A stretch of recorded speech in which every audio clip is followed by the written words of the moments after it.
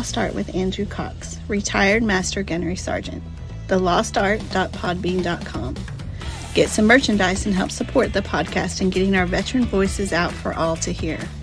Now on all major podcast platforms. Be sure to like, share, and subscribe. Be a guest, tell your veteran story, discuss your veteran business or organization. Email The Lost Art with Andrew Cox at gmail.com. Andrew Cox, a Till Valhalla Project Ambassador. See the project story at tillvalhallaproject.com. Thanks for tuning in. Please enjoy the podcast that's giving a voice to our veterans. The Lost Art with Andrew Cox. Today's episode is brought to you by TrumpShirt.com. TrumpShirt.com is a veteran-owned business where 100% of the proceeds goes to disabled veterans and veteran organizations. Support your veterans by purchasing a shirt at TrumpShirt.com. Use the promo code TLA and get free shipping. That's TrumpShirt.com, promo code TLA. Hello, my friends, and welcome back to the Lost Art Podcast, that podcast giving a voice to our veterans. I'm your host, Andrew Cox, and today we're having a fireside chat with the crew and special guest, Army Veteran William Tate. But before we get into that, I want to give a shout out to the Till Valhalla Project and the incredible work that they're doing in honoring our fallen heroes. I encourage you to go to their website, tillvalhallaproject.com. Go check it out, see what they're all about, see if you can help them out in what they have going in their mission. Also, don't forget to go check out our website. That's thelostart.podbean.com. Go check it out, see what's going on the website. Go in there, click on that merchandise tab, get you some cool gear, and help us in supporting us and getting our veteran voices out for all to hear. To all the listeners, thanks for tuning in. I'm glad you're back, and you're going to hear another great show. This one should be a good one for everybody. But I guess the crew is here. We got William, our special guest, is here, but we're going to go round robin.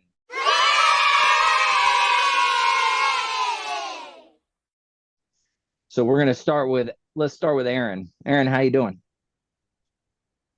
Doing good. Wasn't on, I guess, the last one due to the storms and my daughter having an accident, but all is well with her. Just her first accident. So, you know how it is. If you've ever been in one, that first one is kind of shakes you up a little bit. But other than that, all is well. Some minor dents and really plastics broken on her car, but nothing that came fixed. So thank God she's safe and we'll get the car fixed. But other than that, just same thing, same old, working and enjoying retired life is what I call it. It's a working retired life, but yeah, well, can't win them all, right? Right. You didn't get flooded out or anything, did you? No. So closer to the coastal regions. I'm a little bit inland. I say about 10 or 15 miles inland from the bay, from Tampa Bay itself. Obviously, there's water everywhere in Florida, but we're good here, so no flooding around my area. Very nice, very nice. All right, we'll move on to Mark. Mark, how you doing? Doing outstanding here in Southern California. Weather's great, a little warm during the day, but just cools down perfectly at night. If it wasn't for the politicians, taxes, the policies, this would be total paradise. I like it. You didn't have to worry about any storms, anything like that, right? Well, they were actually out in Phoenix area. They were getting some storms up from Mexico, and so that always kicks over a little humidity to us. So it did get just a little humid, nothing like what you're used to down there in the southern states. But when you're not used to it, it seems miserable for about an hour or so. For an hour. Nice. Well, then you got to put your jacket on after the sun goes down. That's right. Yeah. That is one place you do not leave home without a jacket is San Diego. Yeah. That 30 as soon as the sun sets. It goes from 95 to 65, and It feels cold. Oh yeah, yeah, it does. That's only because you're on blood thinners, Mark. Knock it off. Jeez. Oh, well, since Mike decided to chime in, let's go ahead and go to him. Mike, how you doing? I'm doing good. It's been a good week. It was hot here and humid. Surprisingly, we got no rain from that hurricane, that storm. None. Where, Wow. but 70 miles south of us, they got 16 inches of rain. So, where is here? Where are you? I live in Southwest Georgia. Uh-huh. But but I mean, other than that, everything's good. Got grass cut. My son and his girlfriend and his 2 dogs flew in today, so they're at the house now. Because in 36 hours, I will be on a cruise ship as of Saturday for the whole next week. Enjoying that. Where are you going? The typical, every cruise ship that leaves the United States has to go to Cozumel, but, Jamaica, and I can't remember all the stops now, and I don't even care because the majority of them, I'll be sitting on the ship be going.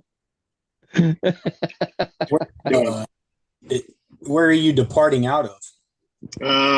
Port Canaveral. Oh, okay. Yeah. Yeah, we've gone out of Tampa.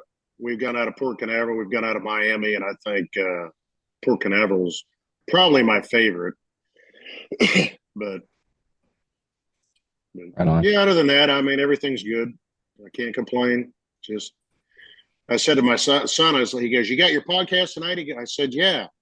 I said, "You want to sit beside me and kind of be a part of it?" Because Andrew, you haven't seen him in God knows how long. Oh yeah. And he goes, "Oh yeah, maybe." And I was getting everything ready, and I was like, "Are you coming over or what?" And he goes, "Oh yeah, my buddy, we're going out to eat." I was like, "Yeah, thanks. That's the usual."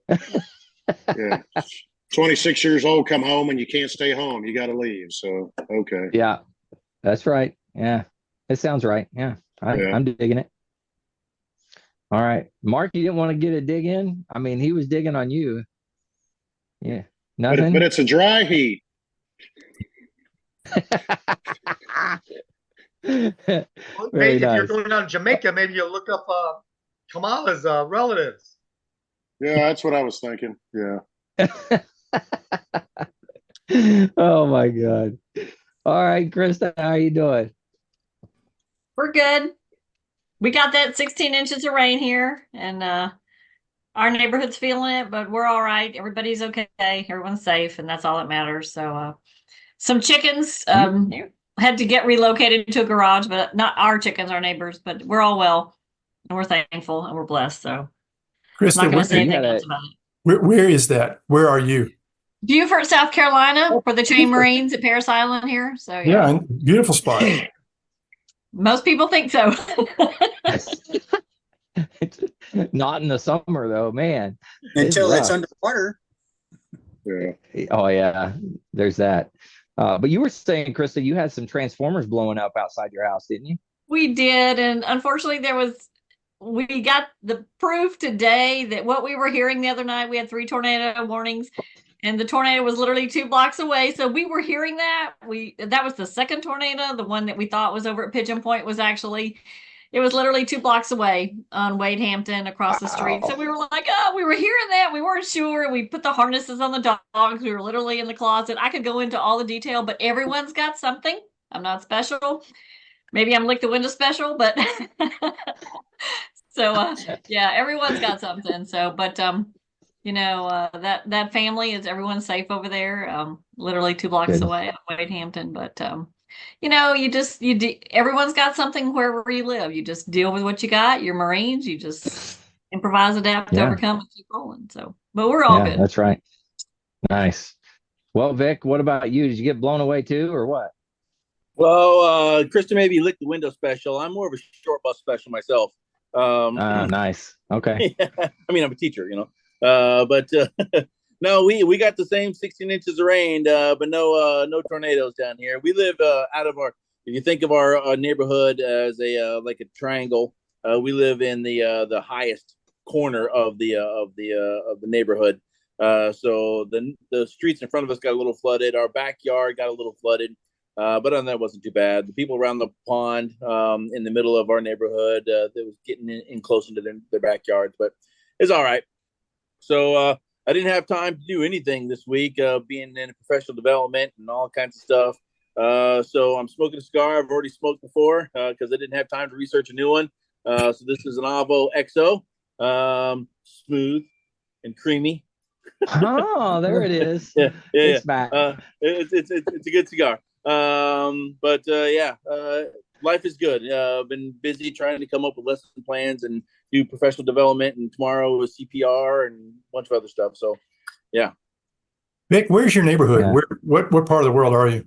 I'm just south of Krista, about 30 minutes. I'm in Bluffton, South Carolina. So the next town south of Beaufort. Mm-hmm. Okay, cool. All right. Well, it comes to going to introduce the guy that's been talking there, William Tate. He's a retired Green Beret officer who has helped people in Africa, Asia, Central America, Europe, and the Middle East. He's lived, worked, and traveled to 90 plus countries. He's been a Morgan Stanley manager, trainer, and financial advisor in Silicon Valley, a Tony Robbins wealth mastery coach, and a San Francisco Foundation philanthropy advisor. Those are really hard for a country boy from Oklahoma to say. But since 1995, he's been helping generous millionaires discovering and honoring their spiritual calling through purpose-driven philanthropy.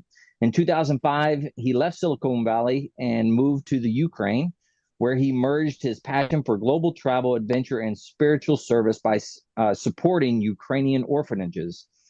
He's launched a new coaching startup called 503 Coach.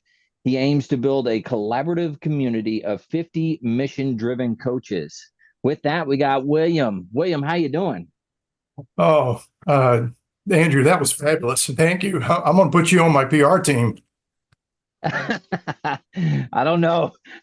That might be a rough go, I think. But yeah, I wouldn't advise that. He did go to OSU. Yeah. I'm sorry, you went where, Vic? Oklahoma State University. OSU. Okay, but I'm cool with that. Every time Ole Miss plays them, we beat. They got great fans because we beat them every time. It's like 5 bowls in a row. OSU, we come up short. So now you are speaking my language because Arkansas plays them like the second week of the season this year. So if Arkansas beats them, they're really bad. That where they get all the saliva on their SATs? Yeah. That's right. Yeah. Hey, you know what the sad part is I actually failed out. And so I wasn't even good enough to continue to go to Oklahoma State. I mean, just imagine if I went to a different school, Whew, been rough. Real quick. I'm sorry, William. No, my wife and I, Galena, we got engaged at the Cotton Bowl where we were playing Oklahoma State, and it was 2000. I think it was January 1st, 2008, I believe. And again, your fans are so polite because they said, we're not going to get beat by you guys again, but we're glad to be here, and there's always hope. And it was Ole Miss 21, Oklahoma State 7. So it was a decent, but Rebels won. Howdy toddy. So thank you. We have a good year about every 6-10 years or so. We have a really good year. So we'll see. We got to get past Arkansas. Once a decade, and that's tough. So yeah, it'll be interesting. We'll say that. Yeah. All right. Hey, William, tell us a little bit about you. I read some of the stuff, but kind of talk through a little bit about what you've been up to, those types of things, and what you've done, and then we can get into some other discussions. Well, I want to thank you. Number one, I'm glad to be on the show. We met on Onslow Beach, where my son Andrew, your namesake, he just turned 8 2 weeks ago. So I kind of had a late start. I had a couple of careers, and then I decided to do the family thing. So for all you folks that have, got young children, bless you. Yeah. I have a lot more patience and a lot more wisdom, but maybe not as much energy. Yeah. There's a time and a place. I understand that. Yeah. But I want to shout out to Mark because I used to live in California. In fact, as we were talking about, I used to live in the People's Democratic Republic in Northern California. And I used to get my passport stamped every time I'd go in, and I'd say, I don't listen to Limbaugh every day, but he's on my list. So, we're okay, right? And they're like, okay, well, welcome to the people's, and I'd get the hammer and sickle stamp, and they, let me in. And so, but then I escaped because I wanted to, I had a spiritual mission, and I wanted to help orphans, and I'd work with all these millionaires out there. And I thought, well, it's time for me to step up. So I saw the Orange Revolution on TV, all these folks in the street, trying to throw off the yoke of, Putin's Russian Soviet influence in Ukraine, and thought, well, I want to go help them. I can help them in startups, and I can also help them in orphanages. So I sponsored my team, and I just left Silicon Valley and moved to Ukraine, and we were sponsoring 8 orphanages at one time. Wow. Sadly, we're down to 1. It's in the middle of the country. It's a special needs, these kids have got special needs. So everybody else, the staff and the kids have all moved to Poland because, the Russians it's an awful place. They're killing kids every day. The Russians are, and it's just awful. Fortunately, none of our kids were killed. A couple of staffers were killed. And, but, you do what you can. We're stoic people. We're like the Marine Corps. We're just, adapt, improvise, and overcome. We've got whatever we can. And we just, God bless us, and we're trying to do the best we can. So these kids are there. It's on my LinkedIn profile. I think you went there, but it's called Abundance International. And if you feel, like you want to learn more and maybe check out some of the kids and throw a few dollars to this special needs orphanage in Mykolaiv, Ukraine, happy to help. So, but that's my spiritual mission. The coaching program is so I can train the trainer. I can be like a drill sergeant to coaches that want to figure out how to engage and retain what I call heart-centered, mission-driven, generous millionaires. So there's a lot of. So we can do a show another day on all the demographic changes that are coming, just because older folks are dying and they're leaving their money to the next gen, and all the changes that's going to bring about. But that's what's going on. But I learned all that from, when I joined the Army when I was 18. Actually, I was, enlisted the first 18 months and then got commissioned out of the old program as a lieutenant. Was recruited. I'd already been to jump school, so I was recruited into the Special Forces as a shaved-tail lieutenant. And back then, the commander said, we want somebody like you. And I said, well, great. Why? He says, well, we need you to carry the extra radios, the water bladders, all the stuff that's heavy, and you look like you can manage. And that's why we need you.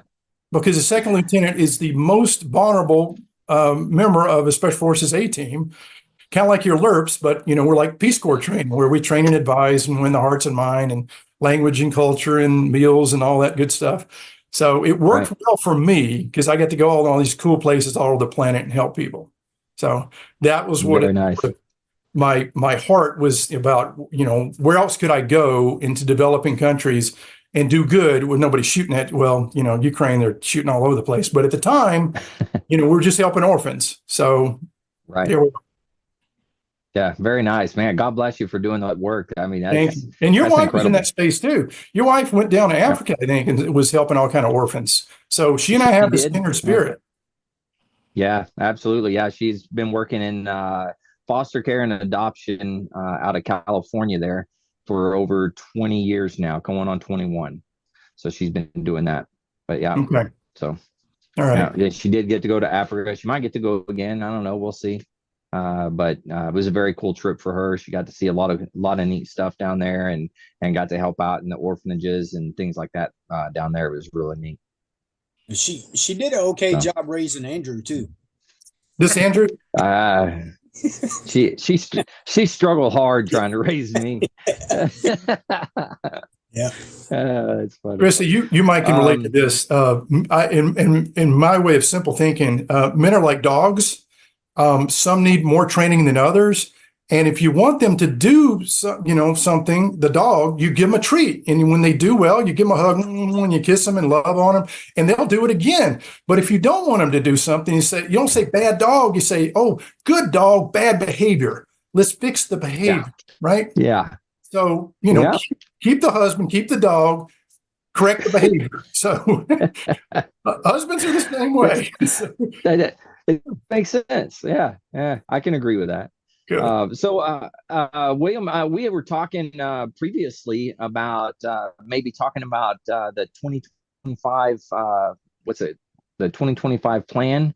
Project 2025. Project. That's what it is. Project 2025. Maybe we can talk a little bit about that and then kind of see where it goes from there. Yeah, I'm happy to. Hang on just a second. This is something for Mark here.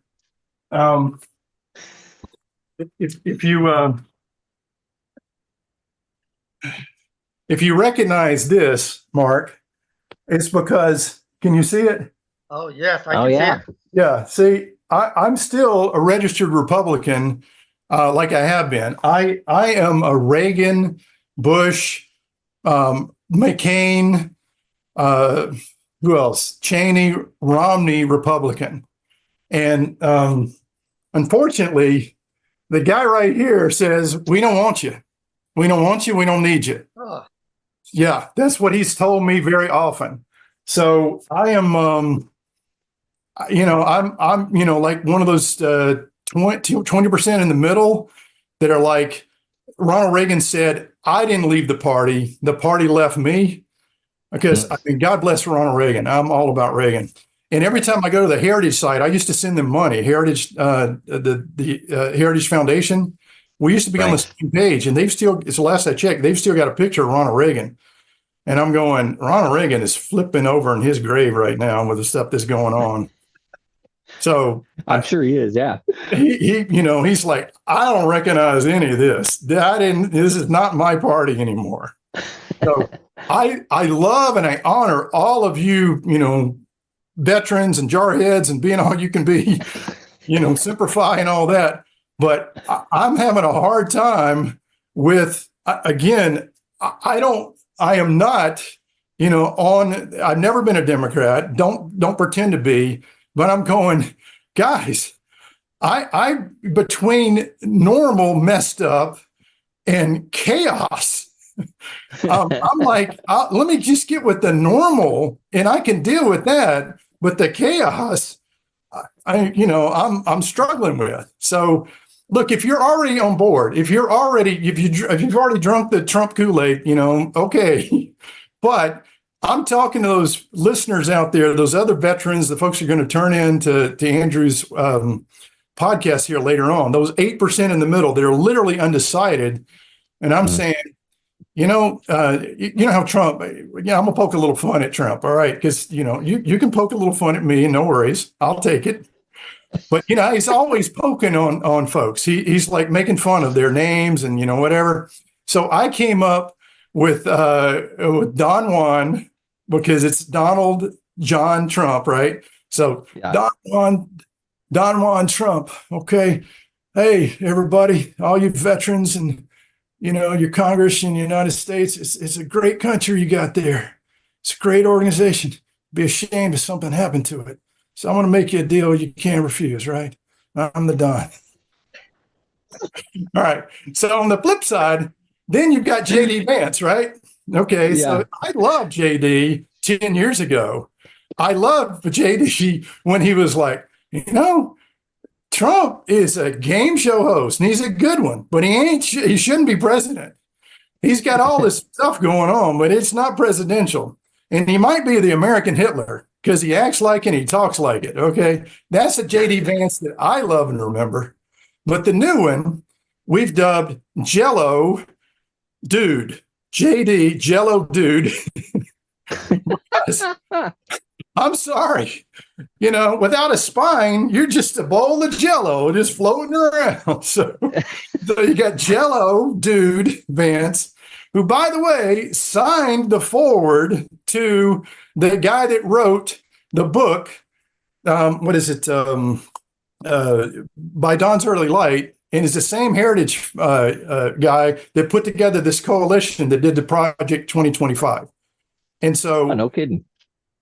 Project 2025. And I sent Andrew you a video, a 2-minute video of what I thought was verified, because it looked at all their resources, VA, Army, the Project 2025, to see what they said about veterans benefits. And the veterans benefits, like, I think that some of them are going to be capped for us old retired folks, if we're getting veteran stuff. But it'll either be reduced because they're cutting out some of the categories, or they're going to eliminate some of the categories for the new stuff. So I don't know if you can do it, but if you can play that video just with the group here, is a way to do it. And we can all comment on it. There is a way to do it.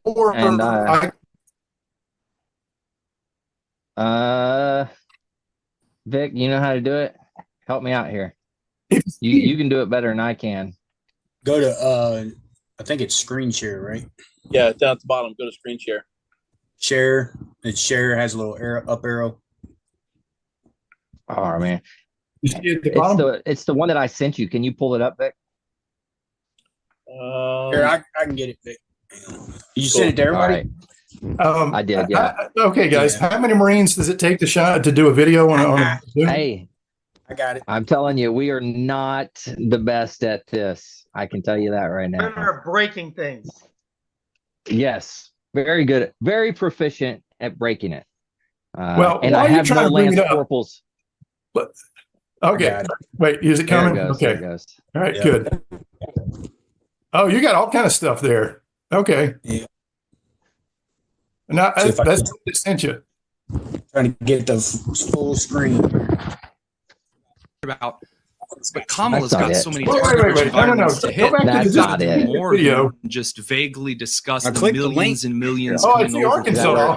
Can you I know who's that? I hope they have to. Aaron, did you sneak that one in there? Yeah, he's sneaky. Oh, I clicked the link.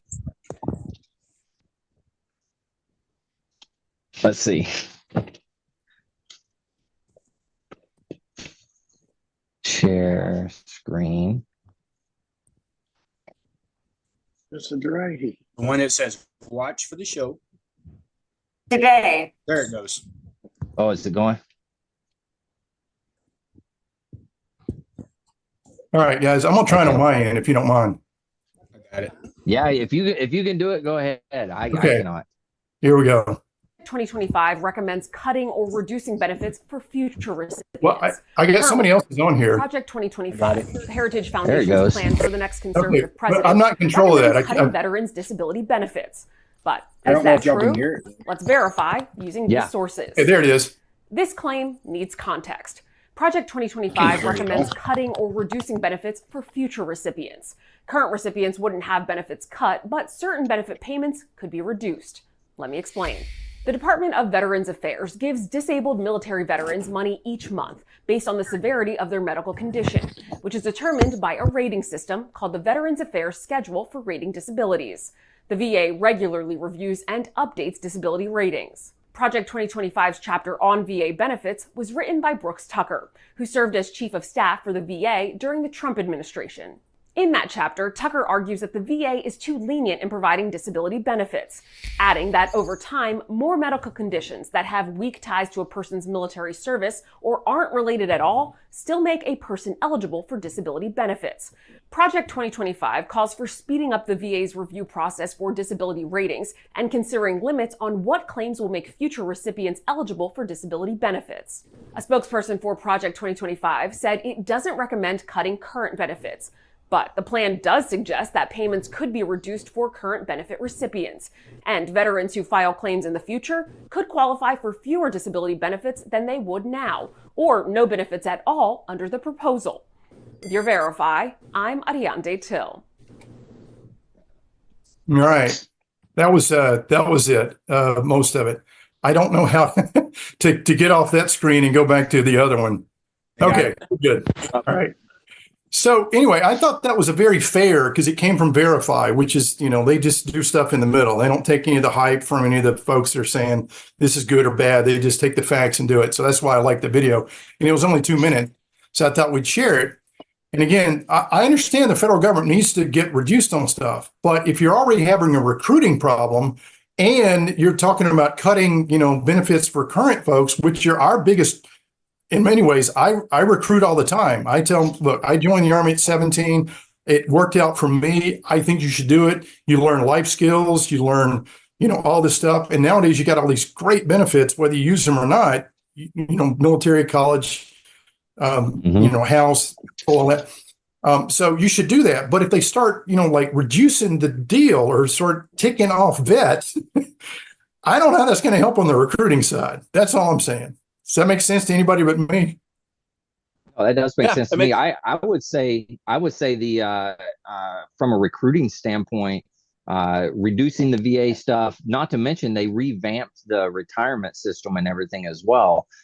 And I don't know the ins and outs of that retirement system, but from what I've been told, it's not as good as what we ended up with.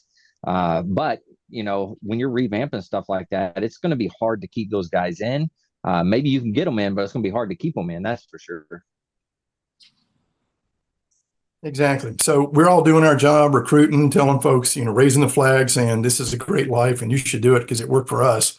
And so anything we can do to help the military to pay it forward, I'm all about. And so I'm saying that this is one of those, again, red flags of the future Trump administration, because these are the folks who are going to run the show. I mean, all these minions that he has, he's just going to keep the Trump show going, and he's going to, plug in these folks.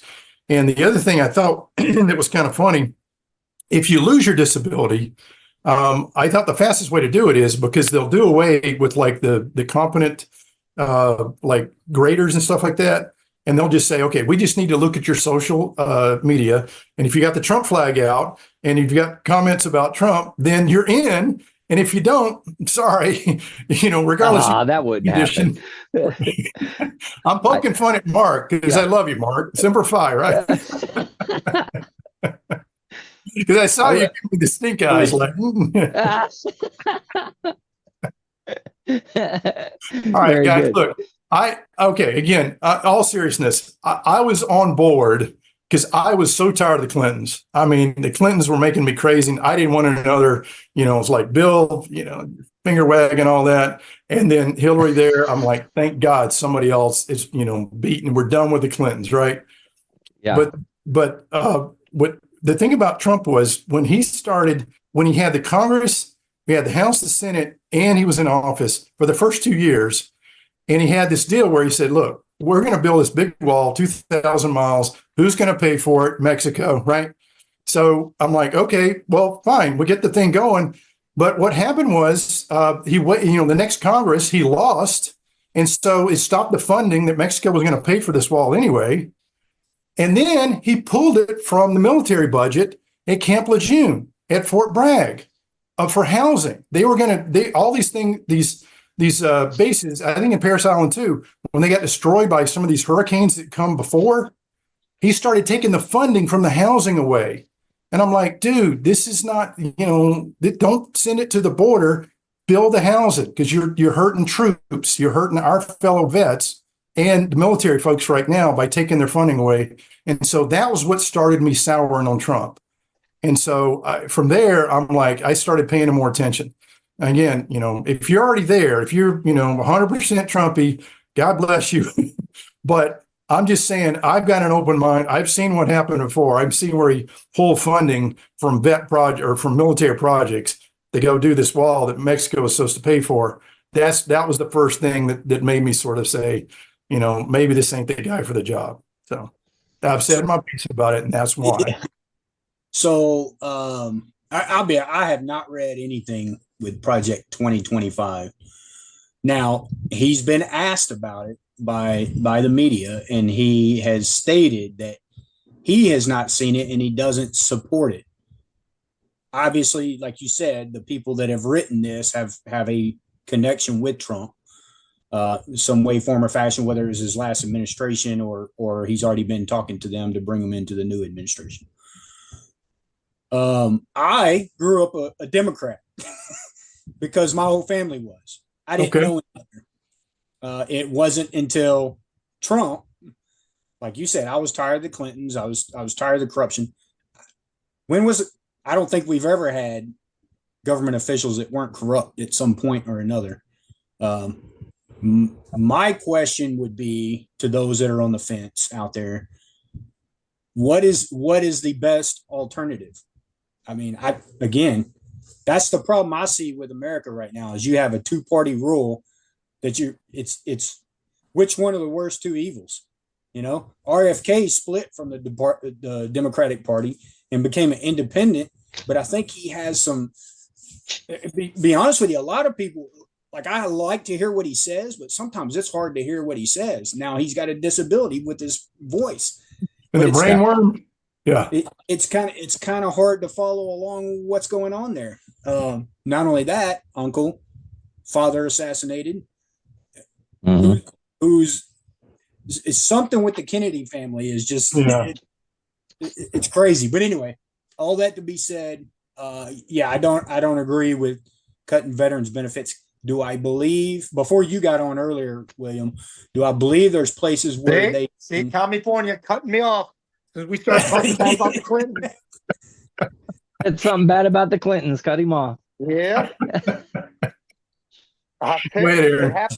Hey, William, it happens all the time. Since we start talking bad. Every time you say something bad, yeah. I'm sorry if Deep State and Big Brother are after you, buddy. Yeah, you disappeared, Mark, and we all thought we heard up. Yeah. I'm glad you're back. You look like you're standing tall there, so that's a good sign. Oh yeah. So Aaron was just talking to us about how he's kind of interested in hearing more about Brainworm Kennedy and that whole thing. Well, I would love for us to get rid of the two-party system, be honest with you. And again, that would take a whole revamp of the entire government. That being said, I think we can all agree that big government is not good for anybody. And everybody that wants to get in now, Trump, the Bidens, Kamala Harris, Tim Walz, which that's very questionable now. So I get it. And probably another time for another discussion in his military career, but everybody wants to get in for money and power, and who's paying the price for it.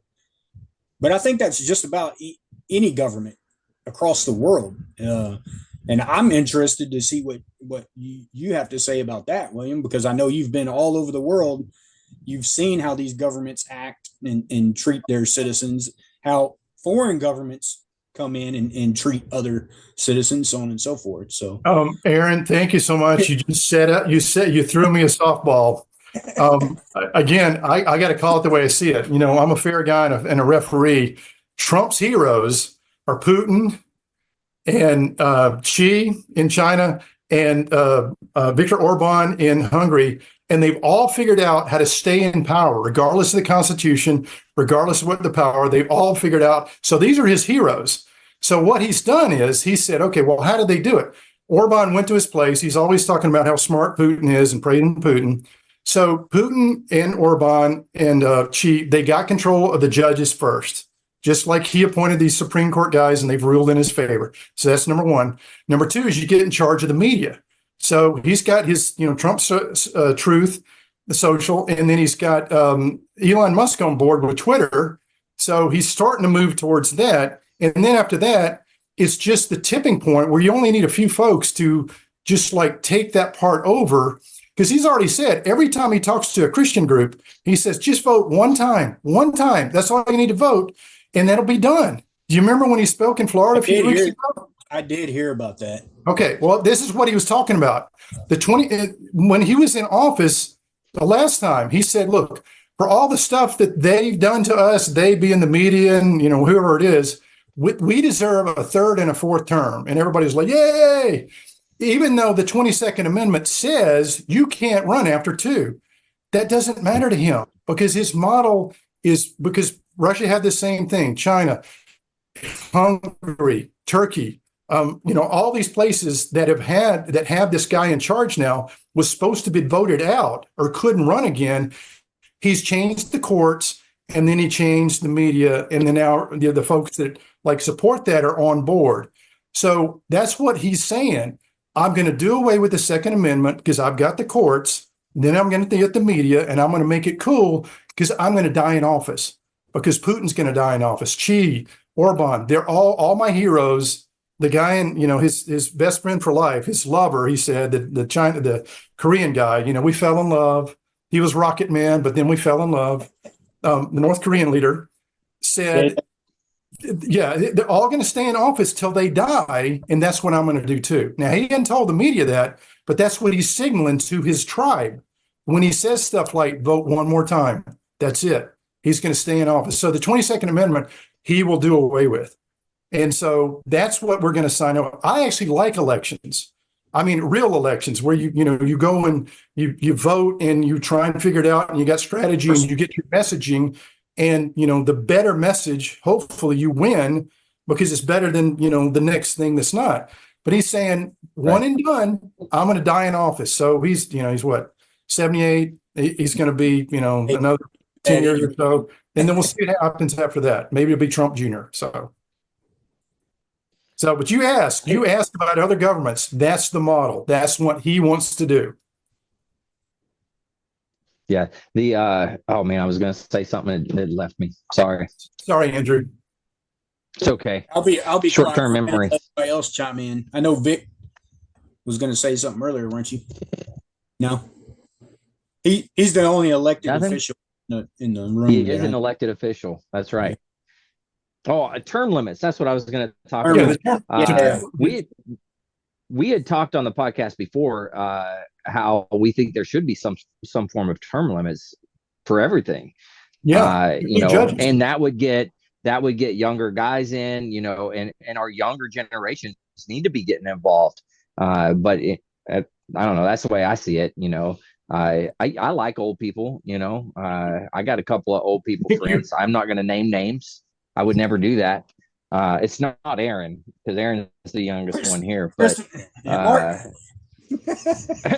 hey, Mark and I are going to start our own pickleball association. Screw you guys. Okay. Hey, are actually the same age as the folks running for office. Well, minus Trump, but the Democratic Party. Yeah. Mark and I probably have the same barber, so we get the senior discount there, right? No. Mark probably still gets his hair cut at the depot. It probably does. Too long of a drive. So guys, I got another story for you. Okay. Now I'm biased because I spent the last 18 years in Ukraine. I've seen that government. I know what it's about. There's a ton of corruption there, but they modeled it from Russia. Russia is the most corrupt place on the planet, next to North Korea, next to China, next to Iran. They're all in the same club together. They don't always, vote in the same block and do the same thing. They don't support each other militarily, but they do economically. And they want the guy in charge to stay in charge, and then all of his sort of, chosen 100+ minions that he's got. So they collaborate together. And that's what I'm saying is I just don't want to support a guy who says, my hero is Putin, and I'm in love with the North Korean leader. We fell in love after writing together. I mean, crazy stuff. So I would rather have the sort of problems, and the stuff that you can count on is problems in the democracy, as opposed to not have one, because that's the direction that Project 2025 and Trump has already said he's going to do. He's signaled to his tribe. Vote one more time. You don't need to after that. That's what he's talking about. 22nd Amendment will go away. I'll just die in office like all my buddies around the world. So, I didn't see that where he said that. He said it a couple of times. He said it to the Florida group. It was a Christian group, and he got picked up by the news. And folks asked him about it later on, and he just changed the subject. Yeah. But that's what he's talking about. Yeah. And even though other folks are saying, well, he'll be a lame duck as soon as he gets off it and elected, and I'm like, no, he ain't going to leave. You don't understand. This is not a normal guy. He's going to stay in office if he gets there. I think we're in a situation now in our country's history where even the alternative, I think is just as bad, if not worse. Peter Thiel, Tim Walz, Minnesota governor, signed into law in the state of Minnesota and put tampons in women's bathrooms, amongst a bunch of other things that they have done. Boys' bathrooms. Yeah, boys' bathrooms. I saw that on Verify. What I see coming is a lot of I personally, I'll be honest with y'all. I personally see a lot of violence coming, because if that administration is elected again and they start allowing, biological males participate in female sports, so on and so forth, you're going to have situations all across America where a dude that says he's a woman goes into a woman's bathroom, assaults a child, or exposes themselves to a child, a father like myself, because I promise you, if it ever happens to one of my daughters, I'm going to jail, plain and simple. I will lose complete control over my emotions, and I will go to jail, because it's just, I disagree with it wholeheartedly in the fact that, do businesses need to start creating transgender bathrooms? Yeah, sure, if that's what it takes. But again, it's just, we are, you said it earlier, William, you're more centerline Reagan, Bush, centerline moderate Republican. Mm-hmm. I think the majority of us here at one point or another always was, or still are. But the problem we have is you've got far left and far right now to choose from. I think both sides are seeing that. To your point, outside of the Trump camp and outside of the Harris camp, I think both parties are seeing that, and they're trying to move more middle, but it's too much. I think we've gone too far to a point where something drastic has to change. And if that is, me personally, I hear what you're saying. If that's electing Donald Trump for him to invoke Project 2025, and people say, "Oh, whoa, wait," and then we have to kind of revisit this in a sense, like he ends up losing the House and the Senate, because what is he going to do then lawfully if Republicans lose both House and Senate, but yet they hold the executive branch? Well, again, I'm just saying, remember his model. If Putin and Orban and all these other guys can do it somewhere else, by the courts first, and then the media, then he'll figure out a way to do it. About Tampon Tim's law, I actually looked that up. That was his name, yeah. Yeah, Tampon Tim. Okay, so let me tell you the facts on that.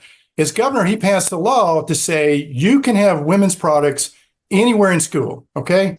So they put them in every bathroom because the idea was if you couldn't afford for your family, I wanted to make sure that you had some in the men's bathrooms so you could take a bunch home and take them home to the women that you live with. That was the thinking, not because they wanted a bunch of transgender ladies in there. Well, I think I get that, but I think that's the wrong way to. I'm not buying it. Somebody said it the other day, and I don't remember what news channel it was on, but they said they have some good ideas, but it's the complete execution of their ideas that is flawed. No doubt. Listen, there's a ton of stuff out there. I'm telling you, it is a mess. It is an absolute mess. But here's the other thing. Now, guys, listen, I don't want to get into a detailed thing, but I will tell you that his biggest rally cheer is mass deportation. Mass deportation is what everybody goes crazy. Yeah, go Trump. All right. Let me tell you what's going to happen. How are you going to get rid of Now, again, I'm all about border security. I want legal immigration. My first wife was Swiss. She did it right. My second wife, Andrew, you've met, my permanent wife, knock on wood, is from Ukraine. She went through the process. She didn't cheat. She didn't cut in line. I want, just like Trump's wife, from Slovakia, just like Vance's wife from India, they all did it through the proper way. These undocumented folks.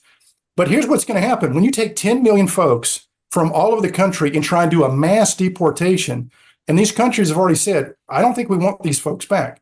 So what you're going to end up with is like in the Northern California, you got the People's Democratic Republic of Northern California. So you'll have a lot of refugees there. Yeah. In the People's Democratic Republic of Durham, where I live, you'll have a lot of refugees here, but I'll get my lawn done.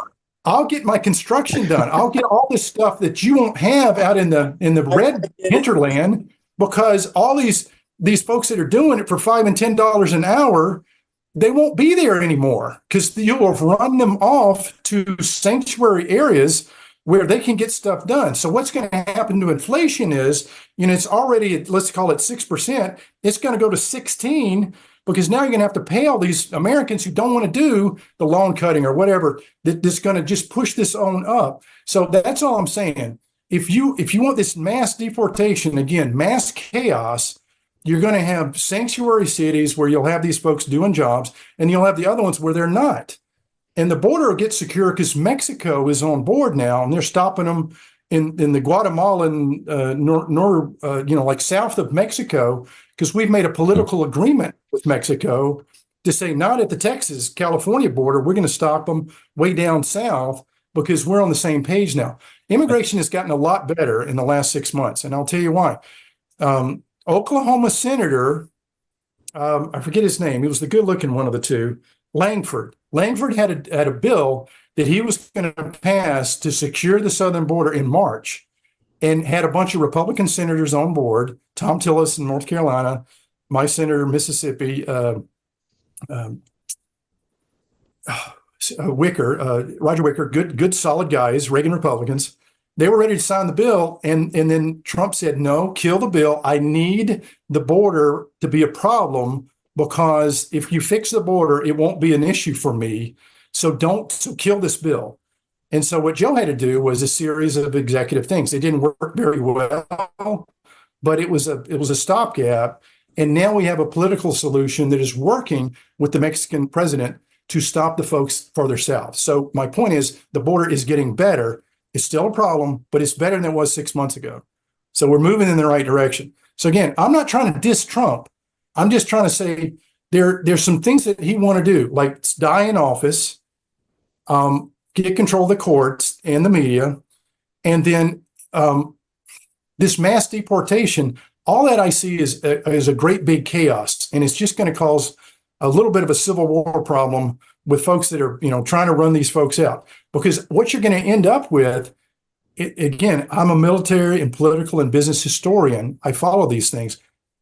In Germany in 1933, when Hitler got elected, again, J.D. Vance, his words, not mine, American Hitler, Trump, going to start these concentration camps to put these people in.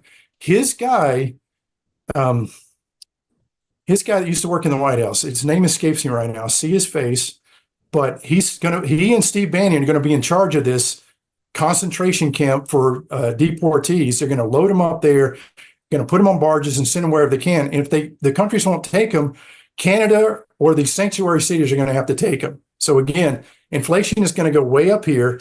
He's already talked about tariffs with everybody. So again, that's inflationary. He's going to drive it up. I don't know what kind of bill he's talking about or creating conditions. William, a couple things. You're saying media. Left already has a lot of the media on there when it comes to certain things that they're on it. So I'm not buying that one. Okay.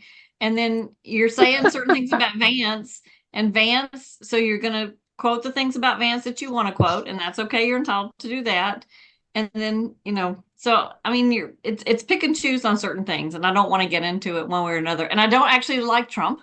I'm probably the one on here who's the most, doesn't prefer Trump. But I'm just saying, yeah, media on the left, I don't want to get into that either. Media on the left, they've got their ones too. So, okay. You're right. You're absolutely right. I get it. All I'm saying is I'm just telling you how other leaders in other countries that this Trump is modeling, that's how he wants to do it.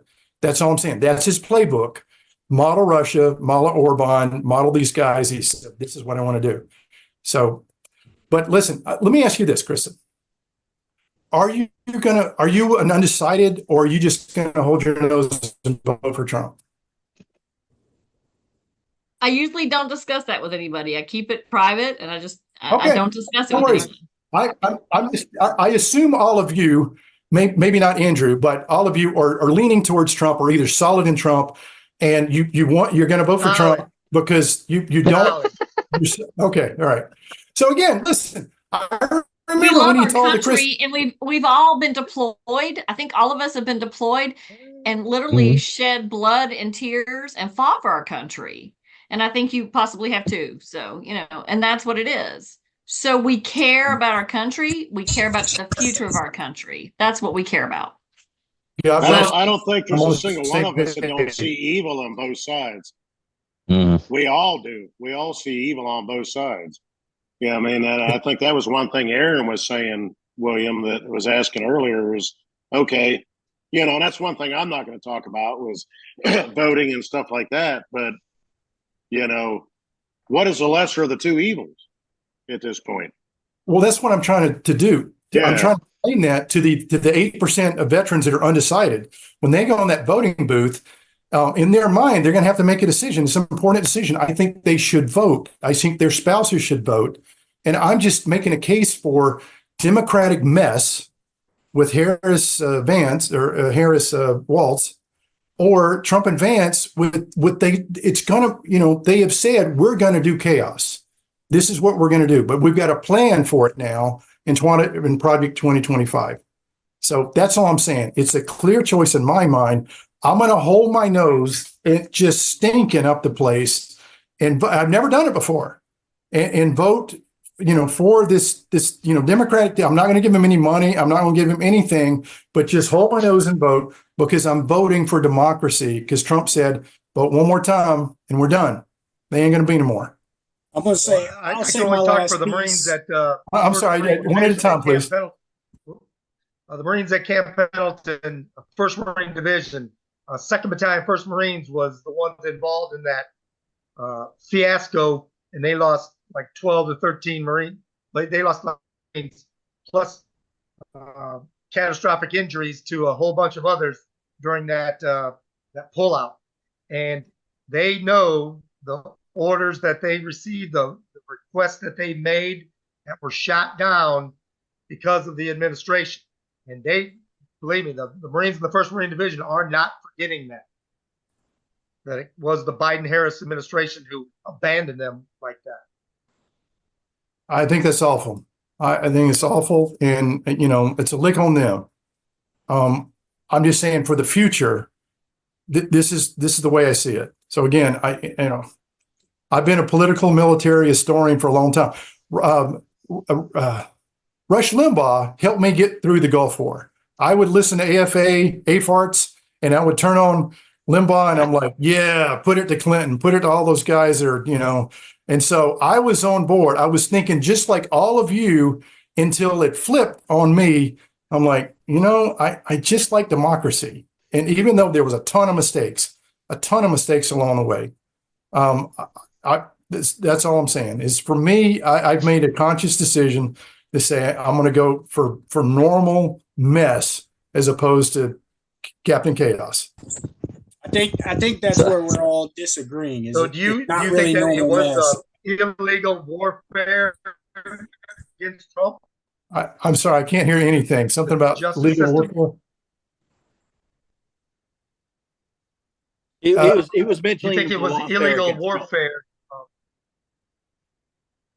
Andrew, I didn't hear that. Are you catching some of that? No, Mark, you're cutting in and out. Up. Yeah. They got you. They got you. He's talking about the lawfare against Trump is what he's talking about. All these cases against Trump that are now turning out to be fruitless. So that's what he's talking about is the lawfare against Trump. Oh, you mean the Mar-a-Lago skiff? Okay. Listen, guys, if we had taken documents, is that more secure than Biden's Corvette? Yeah, I know, but at least Biden turned the stuff in. Pence turned the stuff in. Whenever they took it and the FBI asked for it, he gave it back to him. After Hunter got to look at it. Guys, listen, I worked in intelligence. I worked with the skiff. But Biden didn't have the authority to have that stuff then when he was a senator and vice president. That's the point. That's the point. I'm going to say two things, and then I'm done. I do need to drop here soon, but so the ones that are going to the voters booth, they're obviously going to vote Trump because they don't get mail-in ballots. That's kind of a funny joke, haha. Ball man. But the Republicans are saying bank your ballot. They've got this whole campaign to bank your ballot, vote early by mail. So everybody's trying to game the game and corrupt the system now. So that's where we're at. That's all. But military folks that vote overseas, they bank their ballot. They got to vote early as soon as they get printed, and they got to get to the consulate so they can get on a plane and get back to wherever it is in the country that they're registered to vote. So let's not cut out the military ballots just because you don't vote on election day. Let's make sure that there's some window that counts our brethren that are all over the place that have a vested interest to vote for the guy they want to lead, to be their commander in chief. Let's not cut that out. I mean, that's the way I see it. And every one of those votes I ever did never got counted. I was flat out told that. When we were in Iraq, even Pendleton, we did all that. Absentee, back to home states and that, and not a single one of them ever got counted. That's tragedy. That ain't right at all. How did they figure that out? Just they weren't sent in? What happened? Well, when we were in Iraq, Andrew, I mean, they literally, they had made a big deal about it. If you want to vote, they told us they used them for ties, right, Mike? They said that they only used them in case of a tie. That's what they told us. Well, that's what it kind of came down to, yeah. They went and sat, and then when they got there, and it was that point, they're like, well, if there's a need for them at that point, then that's basically how it was explained, then they will count them. If not, then what you have to say is garbage. That still don't make it right. I wonder if that is still the case, if they're still doing it that way, or if they're actually counting them all. And I bet you that goes by state too. Yeah. Each state is probably going to be different. Because even at Pendleton, I went and voted when we were at Pendleton, and it was the same damn thing. Mm-hmm. It's like, I think our election laws are flawed, to say the least. And somehow, some way, we have to get more military involved in our politics. And although maybe you don't like one or the other, I will say from an enlisted standpoint, I'm sorry, William, I'm going to throw this out there. From an enlisted standpoint, I'm excited that both vice presidential individuals were both enlisted folks. That just goes to show we're not just scumbags. Us enlisted folk can do some stuff too. I thought that was pretty cool. I love it. I may not agree with both, but it's okay. Better you serve. I thought that was cool. So again, that was great. All right. Now, look, guys, I don't want to open a can of worms. I just state my position. I'm listening respectfully to yours. And so thank you. But what I'd like to do is if Andrew wants to come and have me back another time, I made a list of stuff that I might can add value over and above politics to fellow veterans or some of the team here. And so I could talk about the economy, inflation, interest rates, jobs, manufacturing, stock market, cryptocurrency, and sort of like the next near future, regardless of who's in office, just because of American demographics. And it's a really good story. If maybe you want to, do it another day, maybe we can. Yeah, we can figure out another day to do it for sure. I think it'd be fun, have another discussion or what have you. And it didn't get too crazy. I thought it was going to get a little more exciting, but we all held it together pretty good. Listen, all of you are respectful. All you jarheads, I love you. Hey, I've got to say, this is a perfect example of how individuals in the military are able to come together with different viewpoints, different whatever. We can laugh, we can joke, we can kind of call each other out, we can do all this stuff. But at the end of the day, a mission has to get accomplished. We're going to accomplish that mission. And I think that is the difference. We're not laughing. Yeah. Well, that's the difference between your normal population where you have the far left, the far right. Right. Whereas the military, we can okay, yeah, I can see, from your standpoint. I can see from that standpoint. And I think all of us are that way.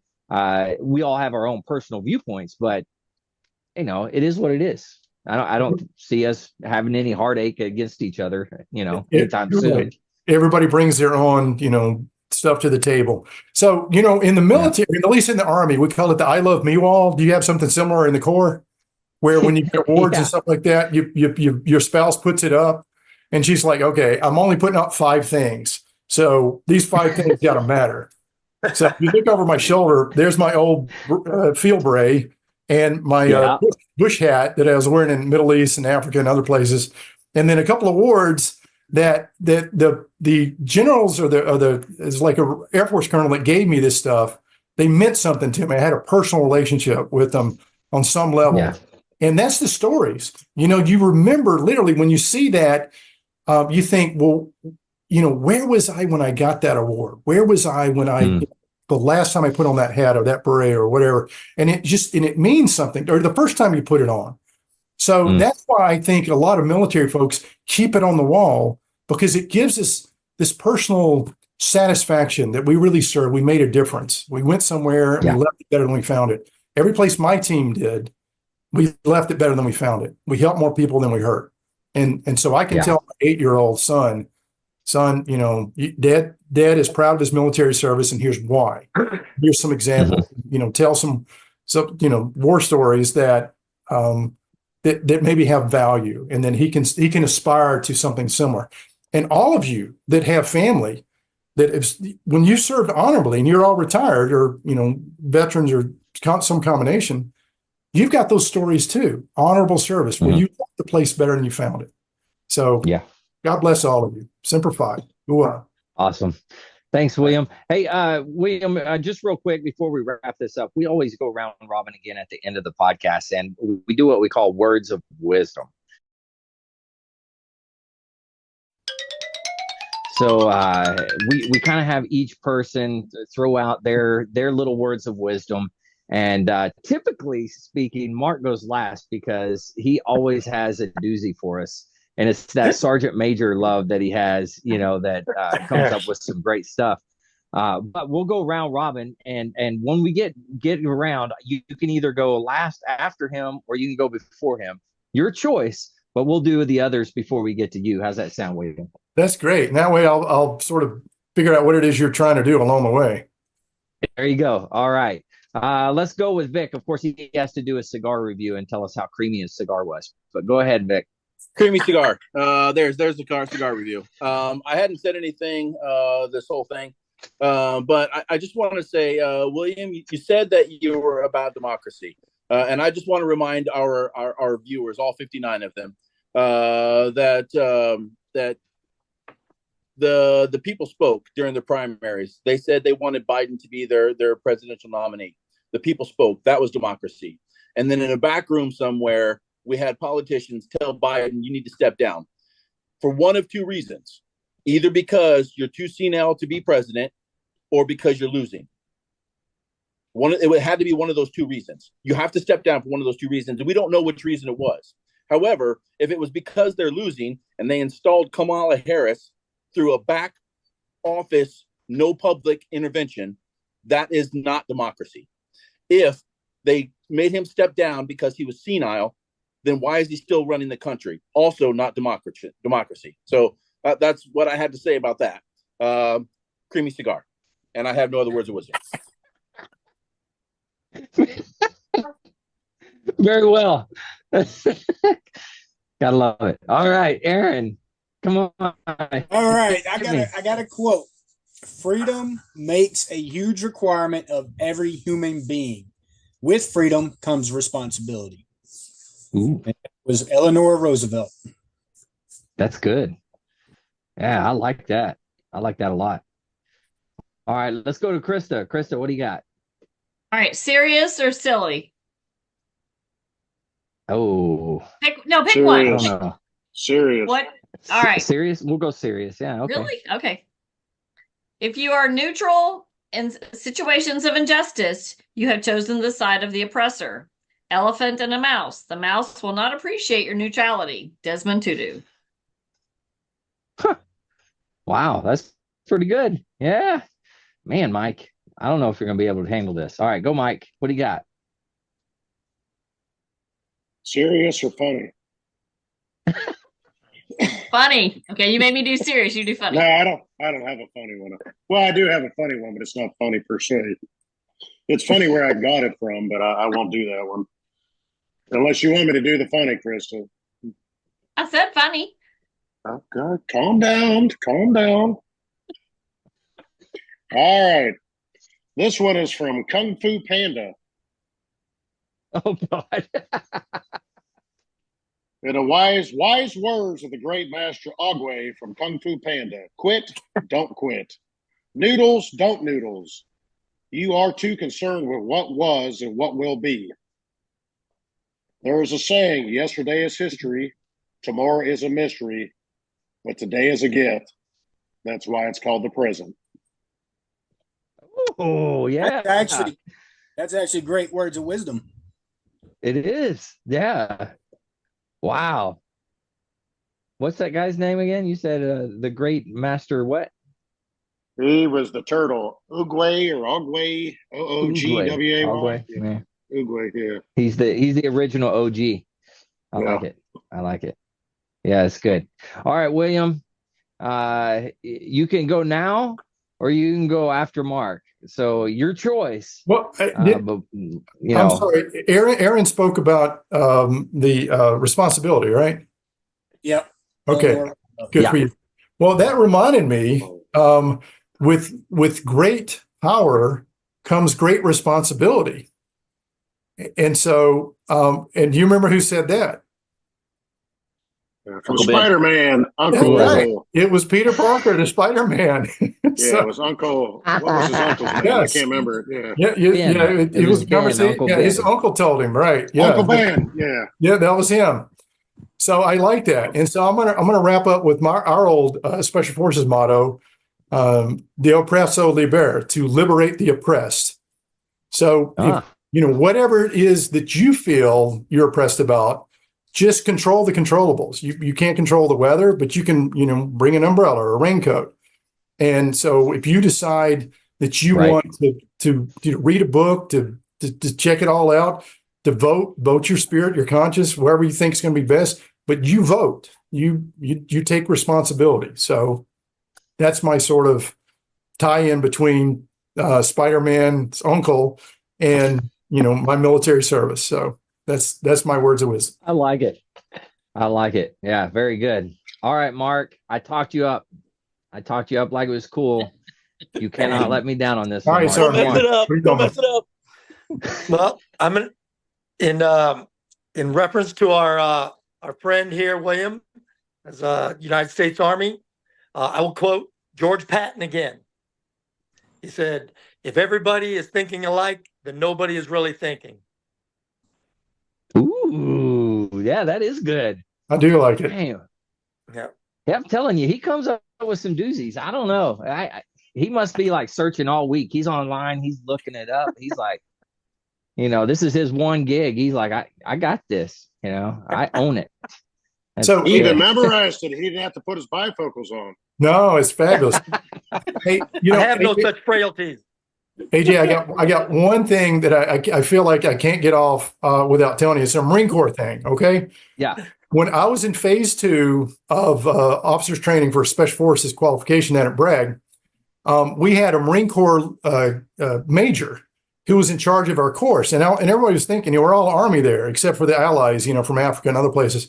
And we're like, who's this guy in charge? So from day one, he got on stage and he said, "Look, all you Army guys, I will give you 2 points on your final with me if you come up on stage and you tell a Marine Corps joke I have not heard.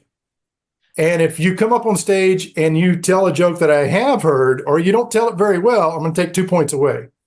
So I didn't do either. I was a shaved-tail lieutenant. I said, I'm just going to observe and listen. But this Marine Corps guy was squared away, and I loved his style. So, there you go. Hoorah. That's awesome. That's good. Hey, I want to thank you, William, for coming on. You definitely gave a little spice to our conversation this week. We're definitely going to have you back on. Maybe we can have another spicy conversation again. I don't know. It was fun for me.